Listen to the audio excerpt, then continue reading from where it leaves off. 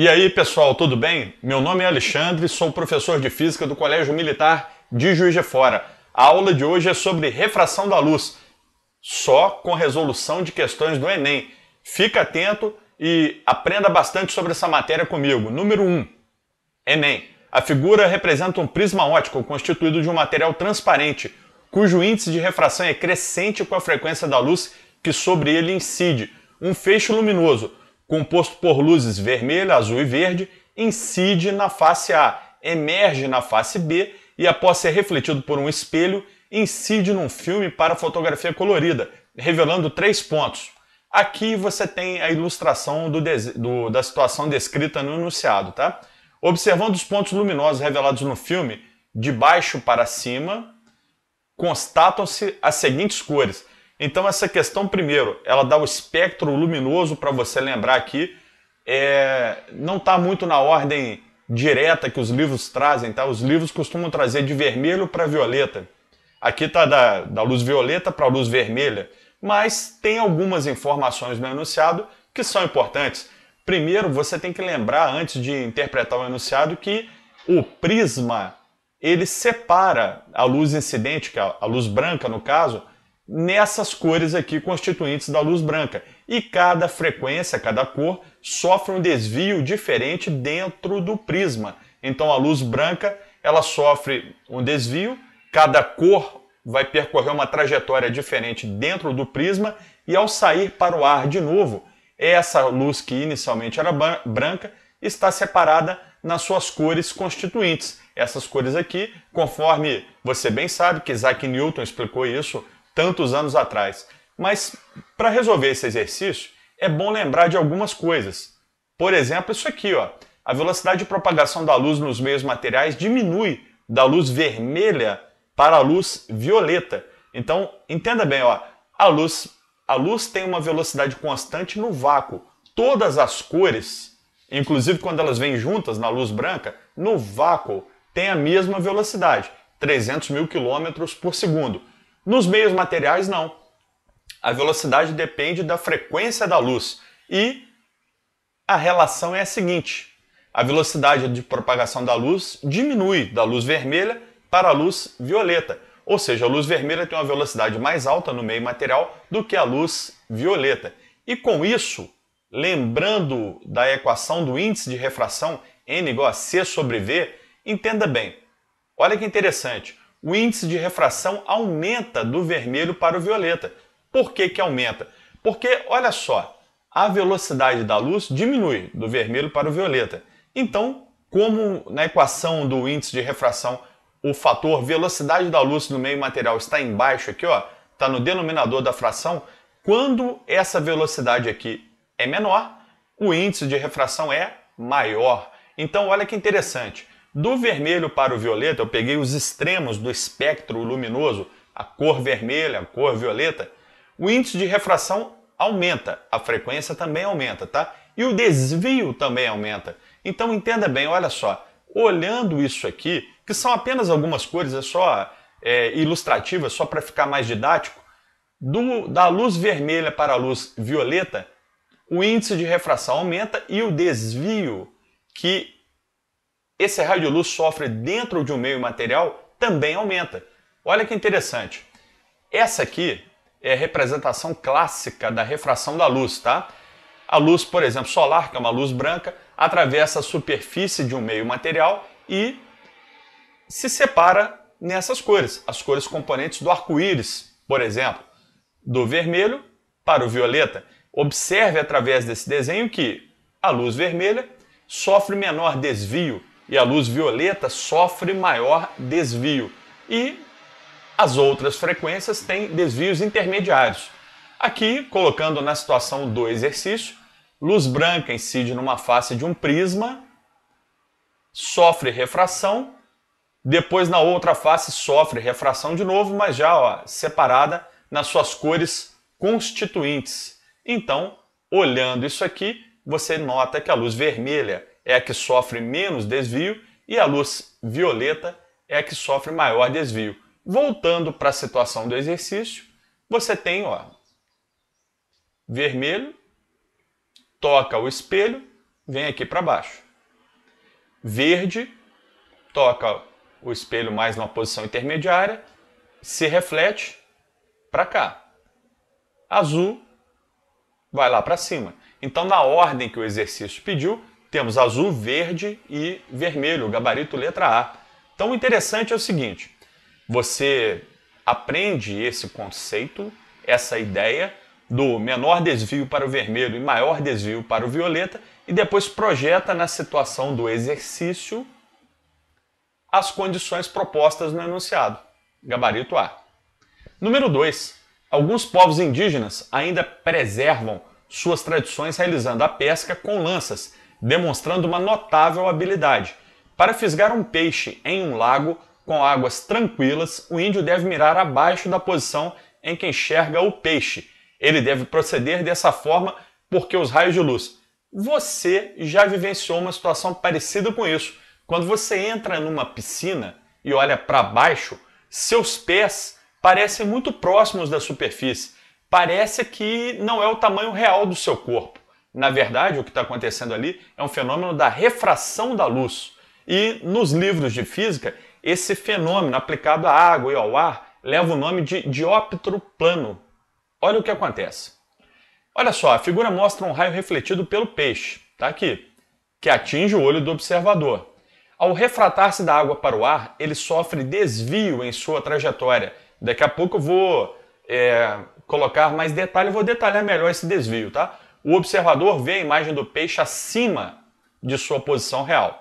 Então, observem bem, usando a matéria do dióptro plano conforme vem no livro, tá? Imagina um raio que no ponto B tenha um peixe. Um raio de luz refletido pelo corpo do peixe se desloca dentro da água, que é um meio mais refringente do que o ar, tá? Esse raio de luz, ao tocar a interface entre a água e o ar, ele sofre refração, mas ele sofre refração da seguinte maneira, ele se afasta da reta normal, ou seja, este ângulo de refração é maior do que o ângulo de incidência. Então, o raio de luz se afasta da reta normal. O observador está aqui, o olho dele captura esse raio de luz e o que ele enxerga? Bom, ele enxerga o peixe nessa posição. Ele enxerga a imagem do peixe sobre a mesma linha normal ou vertical, aqui no caso, que contém o peixe de verdade, na posição correta. Porém, ele enxerga o peixe mais acima da posição real dele. Ou seja, olha só, devido a esse desvio, o cérebro do observador interpreta os raios de luz que chegam até o olho e forma a imagem do peixe nessa posição aqui, no caso chamado de belinha, acima da posição real do peixe. Colocando aí nos moldes do proposto no enunciado, o observador está aqui, o raio de luz sofre refração, chega até o olho do observador, gerando para ele uma imagem acima da posição real do peixe. Então o gabarito é letra E. Os raios refletidos pelo peixe desviam sua trajetória quando passam da água para o ar. Exercício número 3. Um grupo de cientistas liderado por pesquisadores do Instituto de Tecnologia da Califórnia, nos Estados Unidos, construiu o primeiro metamaterial que apresenta valor negativo do índice de refração relativo para a luz visível. Denomina-se metamaterial um material óptico artificial tridimensional formado por pequenas estruturas menores que o comprimento de onda da luz, o que lhe dá propriedades e comportamentos que não são encontrados em materiais naturais. Esse material tem sido chamado de canhoto. Considerando o comportamento atípico desse metamaterial, qual é a figura que representa a refração da luz ao passar do ar para esse meio?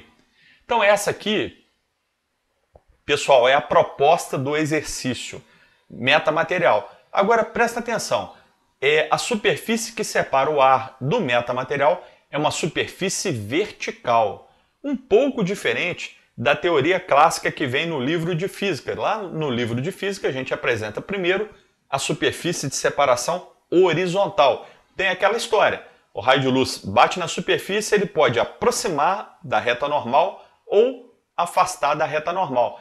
Mas de maneira geral, acontece o seguinte lá na refração, conforme você estuda na física comum. sem levar em conta a metamaterial. Tá? O que acontece é o seguinte, a luz incidente, por exemplo, toca a superfície de separação e sofre desvio. Aqui nesse caso, se fosse correto, já dou um spoiler, não é, ela se aproximou da reta normal.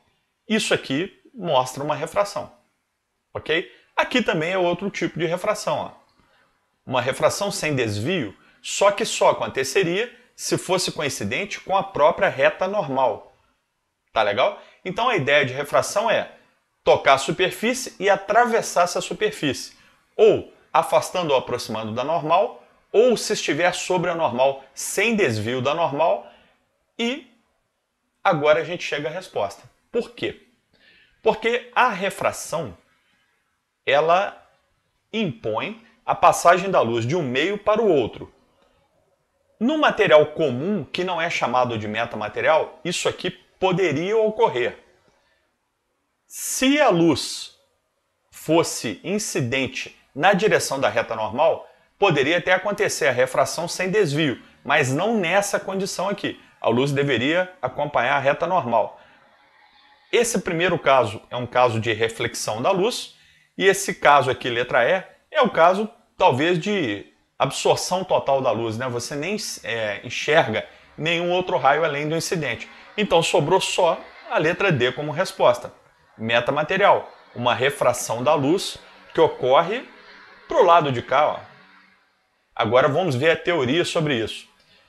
Nos materiais naturais, quando ocorre incidência oblíqua da luz, ou seja, inclinada em relação ao normal, né, os raios incidente e refratado estão em meios diferentes e em quadrantes opostos, definidos pela superfície e pela normal a essa superfície. Observe bem, aqui é a ilustração clássica da refração, né? Raio de luz incidente sofre refração com desvio em relação à reta normal. Mas olha só, no metamaterial, esses raios estão em meios diferentes, o que também coincide com a teoria da refração. A luz passa para outro meio, mas em quadrantes adjacentes. Então olha só, a luz desvia tanto que ela acaba retornando para um quadrante, olha aqui, adjacente ao quadrante da luz incidente. Então a resposta do exercício, de acordo com a proposta, é a letra D, gabarito D. Olha só, luz incidente, em vez de continuar para lá, ela volta para cá, num quadrante adjacente ao quadrante da luz incidente. Número 4. Enem, a fotografia feita sob luz polarizada é usada por dermatologistas para diagnósticos. Isso permite ver detalhes da superfície da pele que não são visíveis com o reflexo da luz branca comum. Para se obter luz polarizada, pode-se utilizar a luz transmitida por um polaroide ou a luz refletida por uma superfície na condição de Brewster, como mostra a figura. Nessa situação, o feixe da luz refratada forma um ângulo de 90 graus com o feixe da luz refletida, também conhecido como lei de Brewster. Nesse caso, o ângulo de incidência θp, também chamado de ângulo de polarização, e o ângulo de refração θr estão em conformidade com a lei de Snell. Esse é o grande dado do exercício, tá? Então a lei de Snell pode ser utilizada aqui numa boa. Considere um feixe de luz não polarizada proveniente de um meio com índice de refração igual a 1, que incide sobre uma lâmina e faz um ângulo de refração θr de 30 graus. Nessa situação, qual deve ser o índice de refração da lâmina para que o feixe refletido seja polarizado? Pessoal, na verdade, tirando a parte teórica desse enunciado, o que é interessante é você interpretar os seguintes dados. A luz se propagava num determinado meio, com índice de refração nm de meio igual a 1. Poderia ser o ar, poderia ser o vácuo. De repente, a luz penetra numa lâmina e nós temos que calcular o índice de refração dessa lâmina, que será indicado na resolução como NL, índice de refração da lâmina. Nós temos seno do ângulo de refração, seno de θr, ele tem que ser colocado aqui na fórmula, mas o θr foi dado. O θr foi dado e ele vale 30 graus, dado do exercício. Porém, o que não foi dado foi o ângulo de polarização, que é o mesmo do ângulo de incidência. Mas observe bem, isso aqui é a reta normal, ok? Então, a soma de todos esses ângulos aqui dá 180 graus. Ó. Desse ponto, percorrendo, olha só, até aqui, você tem 180 graus. Então você tem θr mais 90 graus dado na condição do exercício, mais θp, a soma disso tudo, 180 graus. Então você tem 30 mais 90, 120. Para completar 180, faltam 60 graus. Então, o ângulo de polarização é 60 graus. Portanto, o ângulo de incidência também é 60 graus, tá? Porque esses dois ângulos são sempre iguais. Aqui em cima você tem um fenômeno da reflexão. Então, esse ângulo de incidência igual ao ângulo de reflexão. Com o dado do θr, que é o ângulo de refração, eu consegui achar θp. Substituindo na lei de Snell, que é lá no livro assim, N1 seno de I igual a N2 seno de R, aqui, de acordo com os dados, será Nm vezes seno de θp é igual a Nl vezes seno de θr. Substituindo esses dados matemáticos, numéricos, e resolvendo isso, nós encontramos Nl, índice de refração da lâmina, igual a raiz quadrada de 3. Resposta do exercício. Número 5. Enem. No hemisfério sul, o solstício de verão, momento em que os raios solares incidem verticalmente sobre quem se encontra sobre o tópico de Capricórnio, ocorre no dia 21 ou 23 de dezembro. Nessa data, o dia tem o maior período de presença de luz solar. A figura mostra a trajetória da luz solar nas proximidades do planeta Terra quando ocorre um fenômeno óptico que possibilita que o Sol seja visto por mais tempo pelo observador. Qual é o fenômeno óptico mostrado na figura? Interessante, pessoal. Olha só, quando você observa, por exemplo, o pôr do Sol, o nascer do Sol, você enxerga a claridade decorrente do Sol, a luz do Sol, sem exatamente estar vendo o Sol. Por exemplo, no nascer do Sol, o céu vai ficando claro, mas o Sol ainda não apareceu. Por quê? Porque ocorre uma refração da luz solar ao penetrar na atmosfera terrestre. Imagina aqui que o Sol está abaixo do horizonte. Então, a luz solar, ao tocar a atmosfera da Terra, ela passa a entrar num meio mais denso do que o vácuo e, portanto, ela se aproxima da reta normal, ficando mais fácil desse observador aqui captar raios de luz solar que, por exemplo, passariam direto tangencialmente à Terra. Então, o observador consegue ver a luz solar, consegue ver a claridade do Sol e, na condição proposta pelo exercício, consegue até enxergar a própria imagem do Sol. Esse exercício tem uma certa semelhança com aquele anterior do peixe, onde você vê uma imagem mais acima do peixe do que ele realmente está quando você olha para dentro da água, tá? Então a ideia é mais ou menos essa aqui. Tem um desvio, existe uma, digamos assim, uma posição aparente, né? Uma posição aparente daquela imagem que você observa que não coincide exatamente com a posição real do objeto naquele ponto. Na figura está evidenciado o fenômeno da refração, quando a luz atravessa meios transparentes, mas não homogêneos, né? Por exemplo, vácuo e atmosfera da Terra são transparentes, mas não têm a mesma constituição, não têm a mesma densidade, têm índices de refração diferentes, ela sofre desvio em sua trajetória. Então a luz do Sol sofre desvio e o observador enxerga essa imagem aqui, ó. Sofre aquele desvio se aproximando aqui da reta normal, chegando até o olho do observador e a imagem está aqui. Pessoal, por hoje é só. Muito obrigado pela atenção e até a próxima aula.